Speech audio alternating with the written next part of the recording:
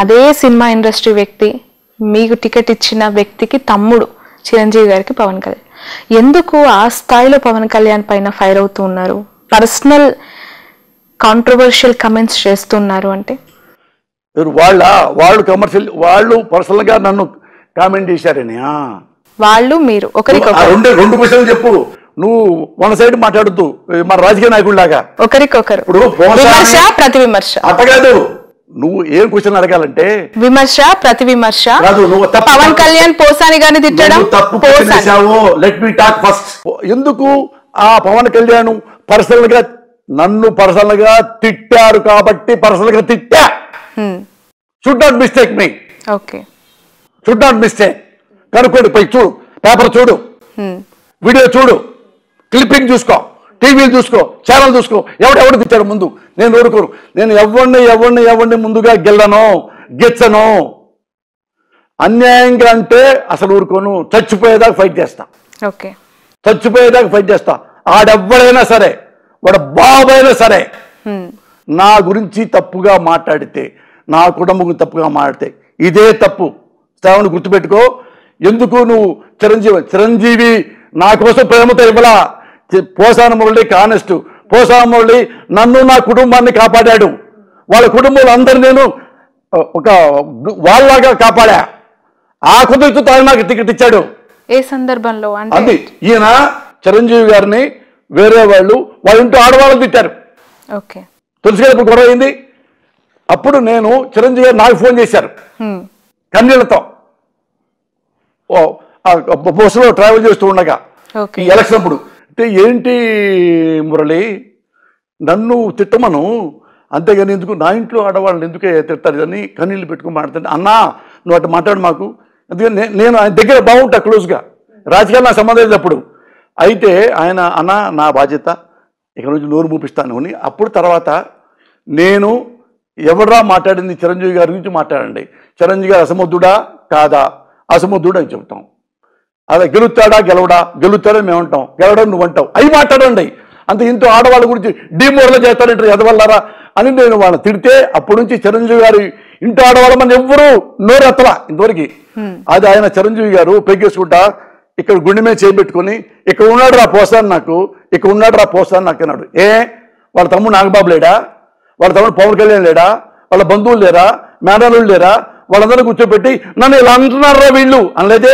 నన్ను ఎందుకు అడిగాడు చెప్పు, నన్ను ఎందుకు అడిగాడు, నన్నే ఎందుకు అడిగాడు? ఇంత పెద్ద సినిమా ఇండస్ట్రీలో నా మీద నమ్మకం, డెడికేషన్తో ఉంటాడని. వాళ్ళ తమ్ముడు పిలవచ్చుగా, అదే తమ్ముడు వదిన అన్నారు, వాడి ఆడపిల్లలు అన్నారు, వచ్చను తెలుసు అన్నాడా? సాక్షి చెప్పంటావా? పక్కన కన్నబాబు ఇప్పుడు వైసీపీ ఎమ్మెల్యే, అదే ఫోన్ గెలిపింది. అతను వాళ్ళ తమ్ముడు కళ్యాణ్ కృష్ణ అడగండి, వాడే నాకు తిరిగాడు కళ్యాణ్ కృష్ణ. అయ్యో ఎక్కడున్నారు సార్ మీరు, ఇక్కడ రాసుకుంటున్నారా? చిరంజీవి గారు ఇప్పుడు మీతో మాట్లాడాలంట, టెన్షన్ అయిపోయింది, వాడు ఎవరు తిట్టాడు.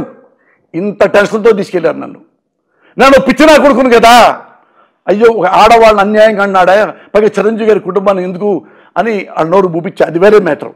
అయినా వాళ్ళు నన్ను చంపుతాం కొడతాం అన్నారు. నేనన్నాను, వాళ్ళు ఎవరు చెప్పారు ఇట్లా మధ్య చంపు నేను ఇది చేస్తా ఉంటే, ఒరే ఓ పని చేయమను, చంపితే పోసాన కృష్ణమురళిని పర్ఫెక్ట్గా చంపేయమను. పొరపాటు కొనుపుడితో బతికామనుకో వాడి ఫ్యామిలీ మొత్తం నేను చంపాల్సి వస్తారా, అట్టున్నాగా జైలుకి వెళ్ళాల్సి వస్తుంది అని కూడా చెప్పా. అది కూడా వాళ్ళకి తెలుసు, చిరంజీవి గారికి కూడా తెలుసు. మరి అదే చిరంజీవి మళ్ళీ బయటకు వచ్చిన తర్వాత పోసాని నా గుండెల్లో ఉన్నాడని నాకు తెలియకుండా ఆయనే అనౌన్స్ చేశాడు. నేను అడగలా, ఆఫీస్కి వెళ్ళాలా, నేను ఒక్కసారి వెళ్ళా ఆఫీస్, ఒకే ఒకసారి. అతను పంపించి కళ్యాణ్ కృష్ణ వచ్చాడు, రాను సార్ బీపార్ రమ్మంటున్నారు, రాను సార్ చేపట్టుకొస్తే చిరంజీవి గారు చెప్పా, అన్నా నేను డబ్బులు ఖర్చు పెట్టను, ఓట్లు కొన్నాం, మిమ్మల్ని పైసా అడగను, నీ ఇష్టం నువ్వు ఎలా ఉన్నా గెలుస్తాపో అన్నాడు. ఓడిపోయా, హ్యాపీకి వచ్చాడు. ఎంత ఖర్చు పెట్టాను తెలుసా నేను? మీరు అన్నారు కదా హానెస్ట్గా ఎలా ఉండాలని, 7 లక్షలు ఖర్చు పెట్టాను ఎన్నికలకి. దేనికి?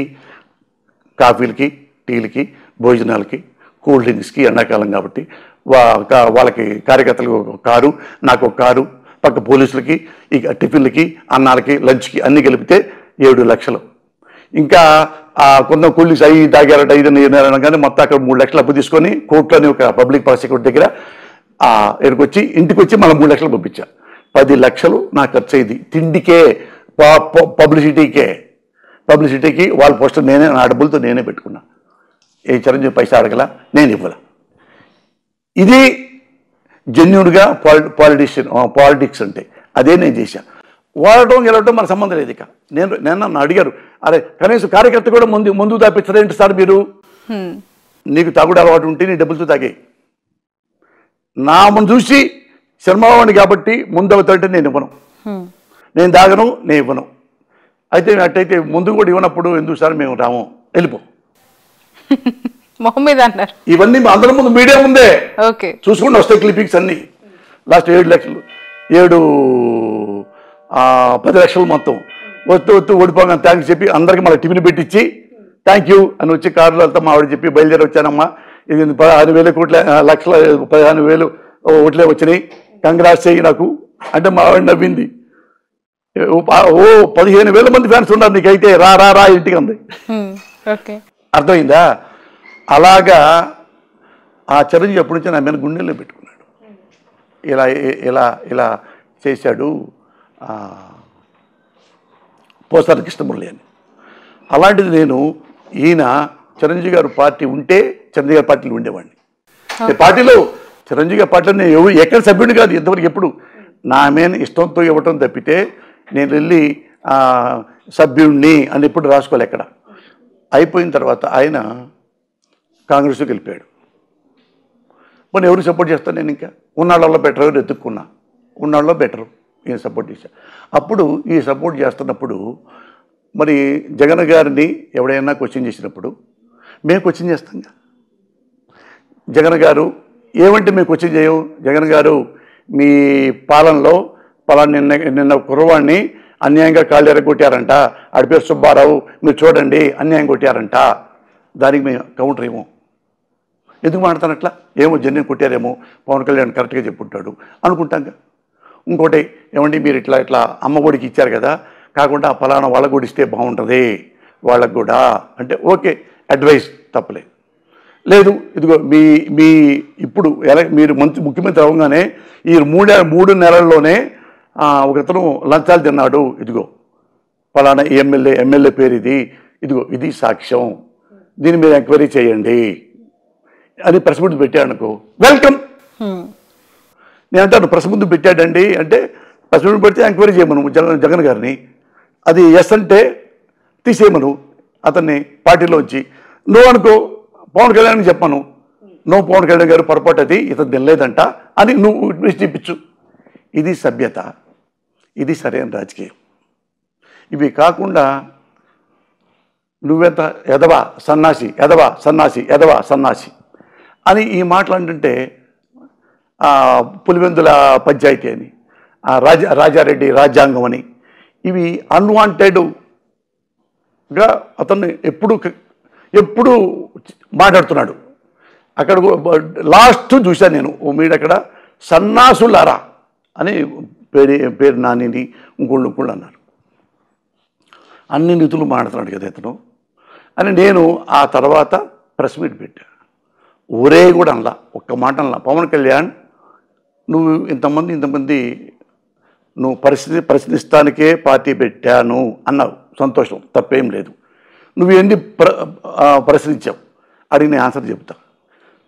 నేను కూడా మా పార్టీ నుంచి ప్రశ్నిస్తున్నా, ఆ ప్రశ్న కూడా మీరు కూడా జవాబు చెప్పాలి అని ప్రెస్లో అన్ని క్లిప్పింగ్స్ చేశా విట్నెస్తో. ఇలా అప్పుడు అలా ఎందుకన్నావు, ఇప్పుడు ఇలా ఎందుకన్నావు, అంతకుముందు బీజేపీ చేరక ముందు ఎలాగా బీజేపీ వాళ్ళు తిట్టావు క్లిప్పింగ్ చేశాడు. ఇది ఈ నాయకుల వల్లే దేశం నాశనం అయిపోతుంది. మళ్ళీ ఇంకో క్లిప్ తీశా పెడితే ముస్లిమ్స్ వీళ్ళే దేవాలయాలు ఇంతమంది పాడేశారు అన్నాడు. మర్చిపోయి 2 చెప్పేశాడు.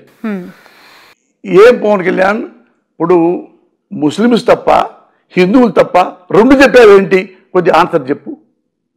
అలాగే ఇంటర్మీడియట్ 3 సార్లుగా 3 క్లిప్పింగ్లు చూపించా. ఓసారి ఎంపీసీ చేశానని, ఓసారి సిఈసి అని, ఓసారి ఇంకోటని, ఇంటర్ ఫెయిల్ అయ్యానని. అట్టా మరి ఎవరైనా నేను కూడా చదువుకున్నాను. నేను సిఈసి చదివా, ఎకనామిక్స్ సివిక్స్ కామర్సు, అది ఒక్కటే చదువుతాను. మరి ఒకే ఇంటర్ని మూడు ఆరు సంవత్సరాలు చదవరే ఎట్లా ఏంటి ఇవి అడిగా. ఇవి వాళ్ళకి ఆన్సర్ చెప్పలేకపోయారు. ఇవి అడిగింది, ఏ తప్పు మాట మాట్లాడాల నేను. నువ్వు ఇవి ప్రశ్నలు చెప్తే నువ్వు అడిగిన ప్రశ్నలకి నేను సమాధానం చెప్తానన్నా. దానికి తెల్లారి వాళ్ళు ఎమ్మటే రాగానే చేశారు.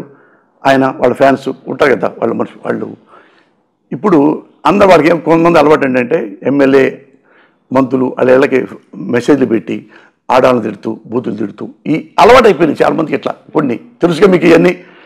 అట్లనే అందరిలాగే నాకు పంపించారు. వాళ్ళైతే పాపం మాట్లాడలేరు ఎందుకులే అని పోస్తాను కదా, సినిమా వాడు గడగడగడ వినిగిపోతాడు. నాకు పంపించారు. నన్ను తిడుతూ, నా భార్యను తిడుతూ, నా భార్య మంచిది కాదని, నువ్వు మాకు ప్రశ్నించు, నువ్వు ప్రశ్నించావు కదా మా పవన్ కళ్యాణ్ని, నువ్వు ప్రశ్నించు అని నేను పెట్టారు. ఇలా అంటే నా ఇంట్లో ఆడవాళ్ళని. అప్పుడు నేను ప్రెస్కి వెళ్ళి నేను కూలికి చెప్పా, పవన్ కళ్యాణ్ నువ్వు ప్రశ్నిస్తా అన్నావు, దానికి ఆన్సర్ చెప్పలా. మేము అడిగాం, న్యాయంగానే అడిగా. నువ్వు అన్న మాటలే చూపించా, నీకు నేను అబద్ధం ఏం చెప్పలేదు కదా, అన్న మాటలే చూపించా. నువ్వు సమాధానం చెప్పకపోయినా పర్లా, చెప్పకపోగా నీ సైకో ఫ్యాన్స్తో తీసుకొచ్చి ఇక్కడ ఉన్న వాళ్ళతో నన్ను మా ఇంట్లో నా భార్యని ఎలా తిట్టించావు కూడా అది చూపిస్తూ ప్రెస్లో పెట్టా. ఇక 4, 5, 6 అయిపోయిన తర్వాత వాళ్ళు తెలుసుకొని టక ఫోన్లు చేస్తున్నారు. అంటే మన 2 ఫోన్లు ఎత్తనీరు అనమాట. టక ఎత్తండి. ఈ ప్రెస్లు అంతా జర్నలిస్టులు చూశారు కూర్చోండి, ఈ వచ్చిన ఇట్లా పవన్ కళ్యాణ్ నా భార్యని తిట్టి తిరుగుమోతని మంచిది కాదని నువ్వు సమాధానం చెప్పరా లంద కొడక అని అన్నా. నేను ఎందుకు నేను మామూలుగా అయితే ఏంటంటే బయట పెట్టుకొని కాముకుంటారు అందరూ, అది వాళ్ళ సైకాలజీ. పోసాను ఆ టైప్ అనుకున్నాడు, పాప పోసాను అందరిలో పాటే అనుకున్నాడు. నేను కాదు పవన్ కళ్యాణ్, ఇట్లా నా భార్య మంచిది కాకపోయినా నాకు ప్రాణమే, నా భార్య తిరుగుమోతైనా నా దగ్గరే ఉంటుంది స్నేహితురాలు. మీరు తీసుకెళ్ళి మర్డర్ చేసినా ఇంకోటి చేసినా నా భార్య నాకు స్నేహితురాలు. నీకు ఆన్సర్ వచ్చేసింది కదా. నేను కూడా కొన్ని క్వశ్చన్లు నువ్వు అడిగావు కదా, మరి కొన్ని క్వశ్చన్స్ నా భార్యలో ఎలాంటిదో నా భార్య చెప్పా. ఎలాగైనా నా భార్య నా గుండెల్లో కాదు నా ప్రాణంలాగా అని చెప్పా. మరి నేను కూడా కొన్ని క్వశ్చన్లు ఎలాగ వేసినప్పుడు అందుకని మిగతా ఏమన్నా తెలుసుగా మీకు అతని భార్య గురించి, అతని బిడ్డల గురించి. మరి నేను వాడు